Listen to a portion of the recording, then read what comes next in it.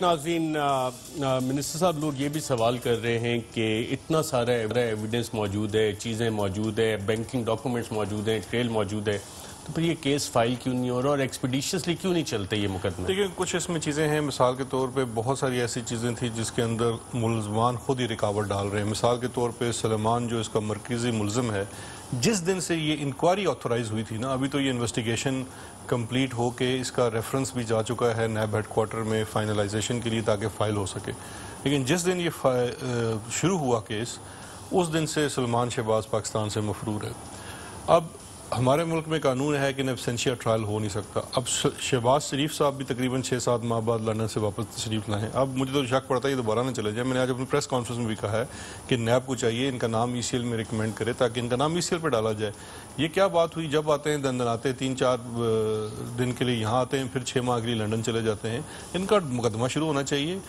جتنے میں آج پریس کانفرنس میں بھی بات کی تھی، دیکھیے ہمیں جو اس ملک کا جو ایک پرانا نظام ہے اس میں یہ چیزیں کرنا بڑا مشکل کام ہے. پاناما کیس میں سپریم کورٹ کو ایک سپروائزری جج لگانا پڑا اور اس کے باوجود وہ تقریباً 1.5 سال میں جا کے مقدمے کا اختتام ہوا. ڈے ٹو ڈے ہیئرنگ ہوتی تھی اور آپ خود اس چیز کے گواہ ہیں کہ دنیا کے تمام ریسورسز ملزمان کے پاس تھے اور نیب کا جو پروسیکیوٹر ہے وہ 1.25 لاکھ کی تنخواہ ماہانہ کے اوپر بیچارہ وہ لگا رہا اور اس میں جا کے کنوکشن ہوتی ہے 1.5 سال 1.25 سال بعد. اس کیس میں بھی میں سمجھتا ہوں کہ ہمیں نیب کو یہ چاہیے، گورنمنٹ تو فل ایک فائنینشیل سپورٹ کر سکتی ہے، ادروائز نیب ایک اٹانومس انڈیپینڈنٹ ادارہ ہے. پروسیکیوٹرز بھی انہوں نے مقرر کرنے ہیں، اسپیشل کورٹس موجود ہیں، ڈے ٹو ڈے ہیئرنگ ہونی چاہیے. یہ ریفرنس میں سمجھتا ہوں کہ عید سے پہلے یا عید کے بعد فائل ہو جانا چاہیے. آلدو کرونا کی وجہ سے کام میں تھوڑا سی سستی ہے، لیکن یہ اتنا امپورٹنٹ کام ہے کہ اگر باقی کیسز کو کچھ دیر کے لیے سائڈ پہ رکھ بھی دیا جائے تو اس کیس کو تو کم از کم لے کے چلیں. اس میں اتنے شواہد ہیں تو یہ تو ہم حکومتی سطح پہ بھی نیب سے ریکویسٹ کر رہے ہیں کہ اس کو یہ چلائیں. اور میں نے آج پریس کانفرنس میں بھی ایک بات کی، میں نے کہا دیکھیے یہ وہ مقدمات ہیں جس کے اوپر بہت زیادہ ارکریزی ہوئی تفتیشی اداروں کی اور ان لوگوں کی. میں ان کو بھی کریڈٹ دینا چاہتا ہوں، نیب کے ان افسران کو جنہوں نے ان ان ٹچبل فیملیز کے ایسے شواہد اکٹھے کر کے سامنے لے کے آئے ہیں. ان کا کام بھی ضائع نہیں جانا چاہیے. یہ آپ کی بھی ذمہ داری ہے، مجھ پہ اور ایک عام آدمی کے اوپر بھی ذمہ داری ہے کہ اس کو پرسو کرے، مجھ سے سوال کرے، نیب سے سوال کرے کہ یہ کیسز کیوں نہیں ڈے ٹو ڈے چل رہے.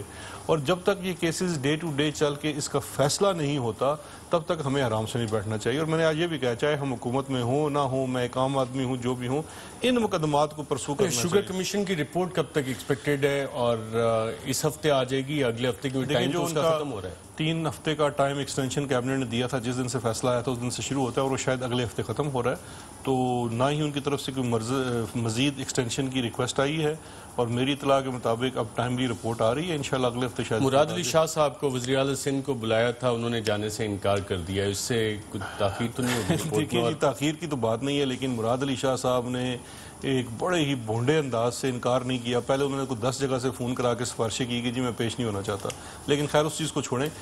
کمیشن نے حکومتی جس بھی ارکان کو، مجھے بتائیں آج تک کسی کمیشن نے سابق وزیر اعلیٰ کو بھی انٹرویو کیا ہے، گندم کے کمیشن میں بھی انٹرویو کیا گیا، چینی کمیشن میں بلایا گیا تو وزیر اعلیٰ آج خود پیش ہوئے، اسد عمر کو بلایا وہ پیش ہوئے، ابھی شاید رزاق داؤد صاحب کو بلا رہے ہیں وہ کل پیش ہو جائیں گے. لیکن مراد علی پیش ہو رہے ہیں جی بالکل ہوں گے، کیونکہ شوگر ایڈوائزری بورڈ کا میرے سامنے سپٹمبر 13 2019 کے منٹس پڑھیں اور اس کا پیراگراف 6 بڑے واضح انداز میں کہتا ہے منسٹری آف انڈسٹریز انہوں نے منع کیا تھا کہ جناب آپ اس وقت ایکسپورٹ نہ کریں، لیکن اس کے باوجود اور بتایا تھا ڈومیسٹک پرائسز بڑھ رہی ہیں، اس کے باوجود یہاں سے ریکمنڈیشن جاتی ہے، پھر کابینہ کے فیصلے بھی آتے ہیں، وہ بھی ہیں.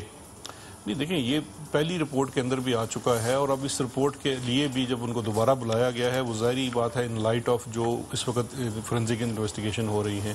لیکن ہمیں تو حکومتی یہ تو ہمارا دیکھیں ہم تو خود احتسابی کے لیے پیش کرتے ہیں. بیرسٹر شہزاد اکبر صاحب، وزیر مملکت داخلہ، وزیر اعظم کے معاون خصوصی برائے صاحب، بہت شکریہ پروگرام میں شرکت کرنے کا. ناظرین آج کے پروگرام میں اتنا ہی، اجازت دیجیے گا. اللہ حافظ.